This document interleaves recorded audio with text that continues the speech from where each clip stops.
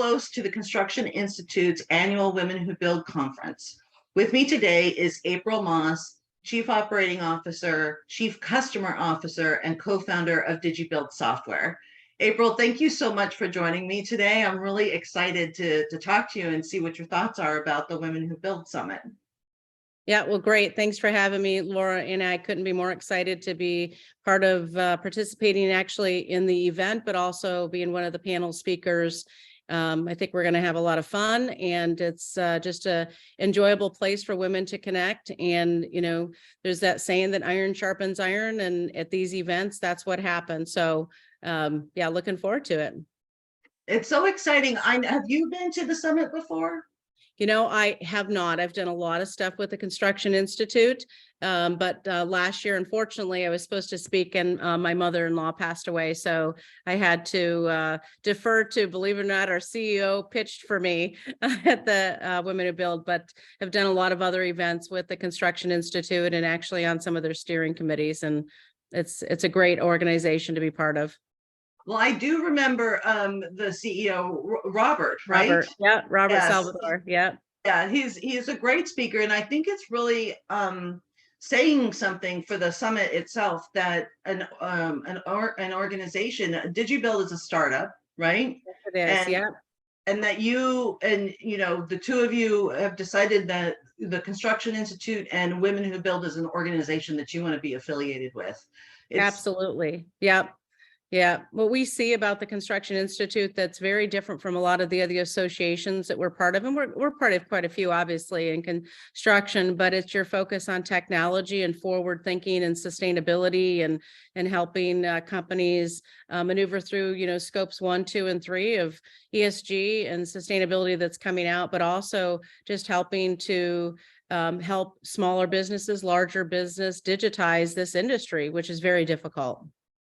It is. And I think that one of the unique things about the Construction Institute is that it is across the board AEC industry. It's not just one aspect of it, it's across the board. And so that makes it kind of like this really unique environment where people are meeting and networking and learning from each other from different walks of life within the construction industry. And I think it's really cool. So I'm so glad that DigiBuild is with us and in it together.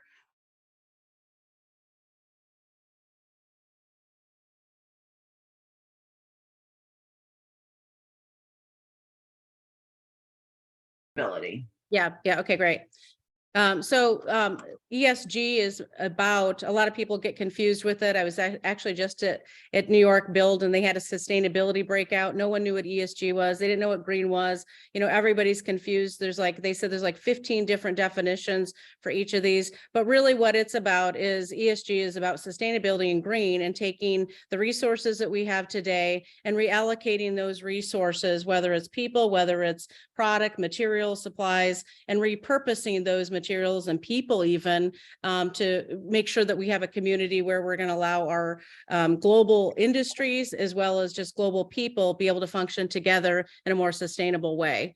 So maybe I made it more confusing, but the reality is we're building a community of people. So for example, probably the best example I can give is at DigiBuild, we want to be the global leaders in supplier sustainability. So we have thousands of sustainable suppliers right now that are within our system, where we actually, you know, if you're a construction company and you are looking for a sustainable supplier in drywall or wherever that is, we have that for you. And we're building that out globally. And one of the cool things that we're doing is not only are we doing that for supplier side, but we're also doing it on the people side, where we have this international trade mission where we're working with companies like this program called Emancipate, where they work with women in all Asian countries, Latin America, that have been trafficked or been abused, and they actually utilize those women to work for them, to educate them. So it's a really neat tie-in to what we're trying to do. Not only are we trying to look at those sustainable suppliers, but we're using women who can help us with that effort of ours of finding those sustainable suppliers out there.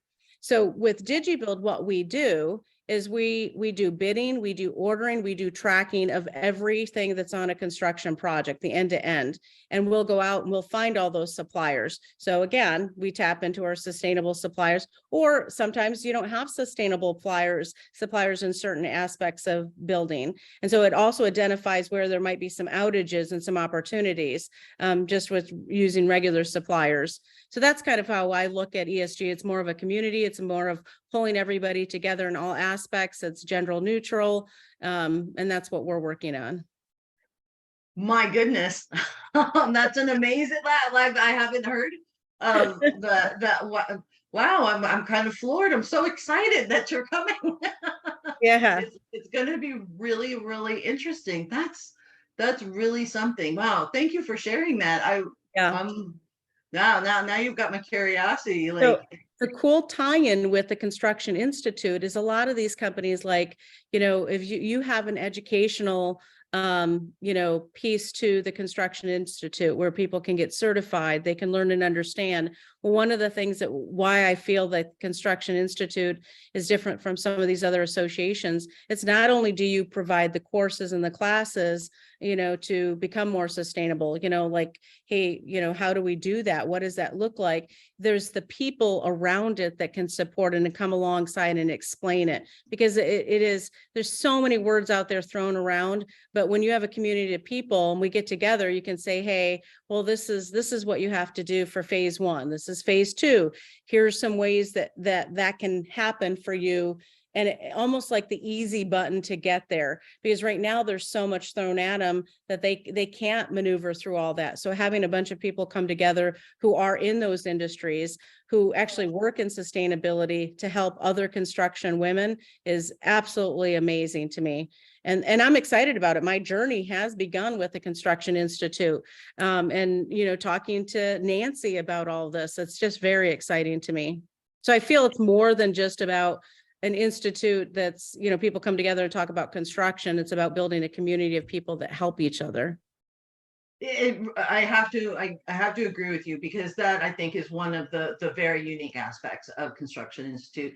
And the other thing too is, like, so not only, like you said, with the education and being, exposed to all of these new ideas, like, we have a great signature program called Visionaries. And we've seen things that aren't even, like, talk about bleeding edge, right? I mean, people are coming on. We had a speaker who's building the bubble on Mars, talking about the technology going. I mean, like, really, really cool things, and then bringing that that great forward-looking piece down to real life, learning about it, getting exposed to it, but then having a community of various skill sets in the industry to talk about what worked for them, what didn't work for them, right? Because it's not one solution for everybody. It's a circumstance is always going to drive those things. So yeah, that's super cool. Well, and the other piece is that what you guys are doing that is really unique is that a lot of these associations are more about just general construction, right? So, and I've been to tons of them, and they're specific to a certain area, but the Construction Institute's looking across life sciences, right? Life sciences has all their own associations, their own groups. Well, you're pulling them into there. There's hospitality. They usually have their own organizations group. You're pulling them in from there. And then general construction. That's very unique. I do not know of any, and I've talked to tons of them, associations or groups that actually pull all of those industries together, because like you were just saying, some of these the life sciences are very high tech. They're very regulated. They know all this stuff. They've paved the way for this. They're global doing this. And so having that expertise, within your organization, I think gives you guys the, leg up on a lot of these other organizations out there for women.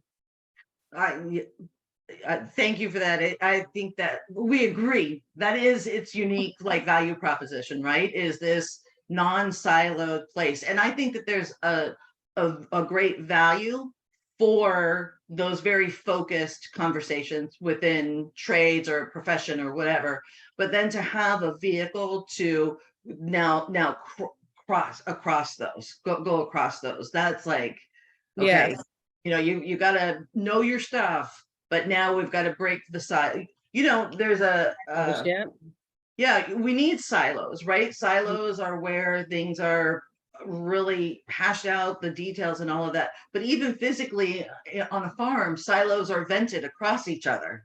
And we forget that when we use the word silo, like it's a terrible thing, but it's a necessary thing, right? But they don't work right unless they're vented across. So it's just so interesting. Yeah, yeah.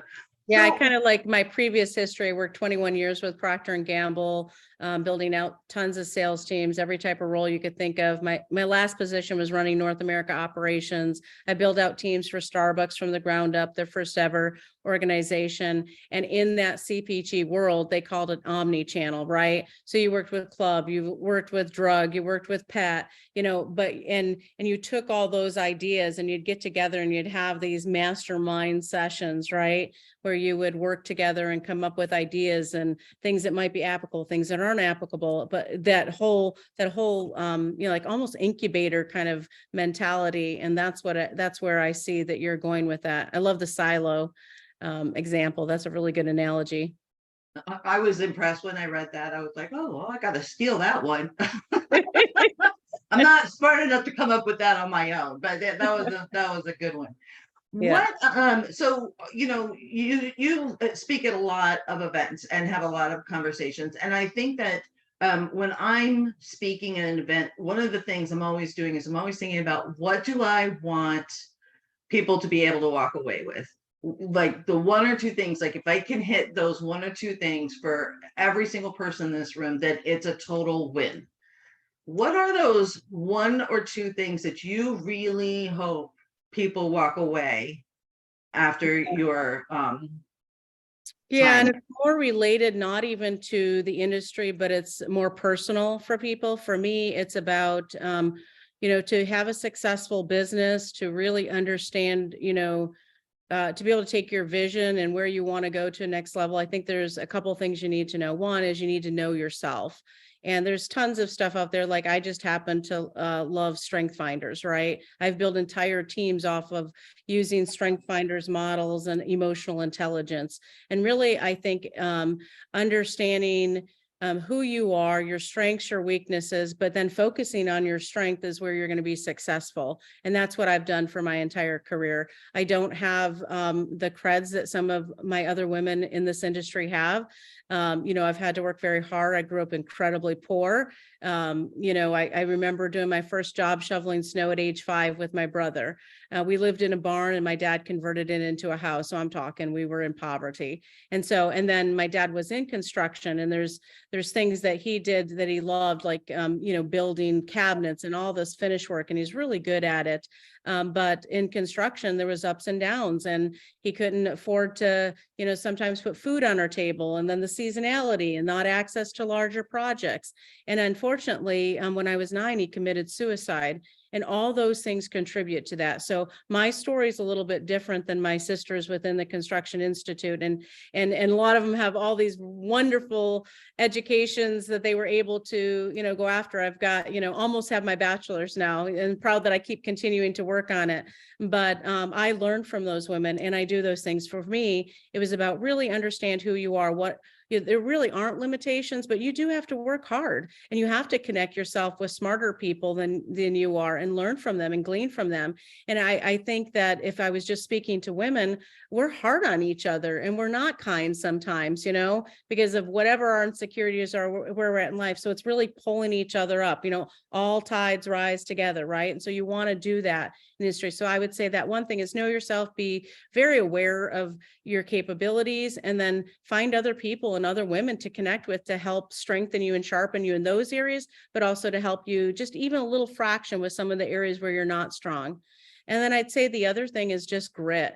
I think we've lost grit. People get so consumed with the negativity that's around us, right? And really getting focused on, oh, this didn't work or that didn't work. It's like, you've got to shed that. In order for you to be successful, you really have to, almost silo some of those thoughts away. They talk about the angel on one side and the devil on the other. Well, for whatever reason, women are more prone to listen to those, those thoughts about, I just didn't get it, or I'm insecure, or do that. You have to blow that out of the way. You cannot focus on that. You have to focus on the positive when you're moving forward. And I feel like those two things, and emotional intelligence plays a big deal in everything. It's not about your education. It's not about your credentials. It's not about, all these things. Those things are tools that you use to be successful and that help you be smart, but emotional intelligence and how you handle life and how you deal with other people really are what are going to make you successful. And so it's not even about the industry. It's about what you do personally that's going to drive your success. Can we be best friends now? Sure. I think you and I could I love talk people. I for love hours on like bam, bam, bam, bam, bam, bam, bam. I'm just all over that. Thank you for that. I Yeah. appreciate that. The summit is, I believe, and I could be wrong, but I believe the first one was in 2017, and it was only women. I think we had one man who attended, and he was the husband of the keynote speaker. Yeah. Now the conference has, I think, about 20% men attend the conference, and we keep hoping that it's going to be, more and more and more. What are your thoughts on how the import, yes, no, maybe so, of these women's conferences, women who build in particular, to have men attending? I think it's brilliant. I really do. I'll go back to Emancipate, this organization. We're working with women, around the globe to help them.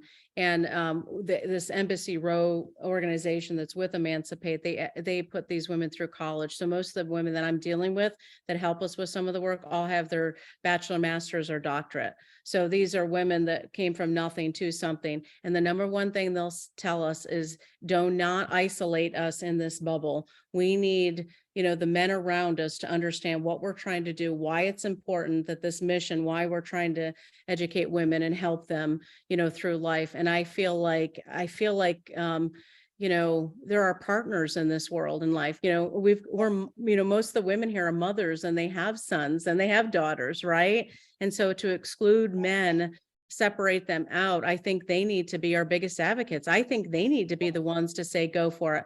In fact, at New York Build, I have a guy coming up who's a major VC that wants to partner. And I just met with them yesterday. It's most of the people in the organization is women, but this guy I ran into works for them, of this women's organization, and they provide lending to these major projects where they can't get lending. And so I'm bringing them and hauling them up from New York Build. Just talked to him yesterday, and they're going to come up there. Well, you want those partners and you want them advocating for you. Rob is a huge advocator of me. I mean, come on, what other guy would jump in to a women's organization, 3 days before it happens and say, I'm going to go speak, for April and represent her well, right? I mean, you need it. I think it's great what you guys are doing. Well, and he rocked it. I mean, I remember. Awesome. I remember him, so obviously he rocked it. I'll let him know you said he rocked Yeah, it. I said so it must be true. Yeah, it's cool. So, and I think it's really your perspective is so interesting and congruent with so I did, of course, some prep before our conversation, and I was looking at more than just your profile on LinkedIn. I want to look at what people are posting and what people are liking, and the things that are give you kind of a clue, and you can start to see some themes. And one of the things that you frequently post, like from you, different than likes and things like that, are quotes. Yeah. And one of the quotes I really like, it says, be somebody who makes everybody feel like somebody. Yeah. I adore that quote. I think it's great. But as I look through more and more and more of your quotes, the theme was that there's a theme to your quotes. And to me, and you correct me if I'm wrong, it's really the theme to the things that seem to inspire you are really about grabbing a hold of your own fate, your own responsibility, your own path, and not letting people deter you from that direction. And bringing people along with you that don't know how to do that. right? Teach them, pass that on. Because we need that right now. We need to be able to pass on that grit and pass on that, get a hold of things, don't let depression, don't let some of these serious things that do impact people, steal your life from you. And you're speaking from a great impactful experience with that. Absolutely. What's interesting, I can sometimes be stirring up the pot. My moniker used to be troublemaker extraordinaire. Yeah. And as you were telling me about your father and your childhood, I was thinking about the word privilege and the way it gets used so much. And you have a privilege because of that experience that you had. And you're privileged in that you learned things that most people don't learn. And you have been able to take those experiences and incorporate them into your character and your attitude and your mindset and your work ethic. And so while, lots that, on the surface would be like, blah, blah, blah, you haven't let that be a negative thing. It is a privilege for you to have come from that, because you can contextualize things in a different way that most people cannot. And then I really appreciate that. Thank you. Oh, well, I mean, it's really bawling now. What are you doing? That's to be crying on this. Well, I think it's important to point that out, is that when I think that success comes from, you said it too, like looking at your strengths and what to really build on and take advantage of. But there's, in addition to that, there's a part of looking at what our individual privileges are, our experiences. And a lot of times it comes down to being able to translate from that lens to what's going on now and who's in front of you now and what goals and objectives you have now. So I'm really so interesting, because it's kind of like there's this, not only does it apply to me personally, but even if you look at my work history, who in the world would, leave Procter and Gamble, Starbucks, the CPG world, and I'm highly successful and do all this stuff and say, yeah, I'm giving it all up. And I'm going to see if all these skill sets and everything I do apply to an industry I know nothing about, really, construction or software development, and to make that transition, it's kind of the same thing is taking those strengths that you have and apply it anywhere in life.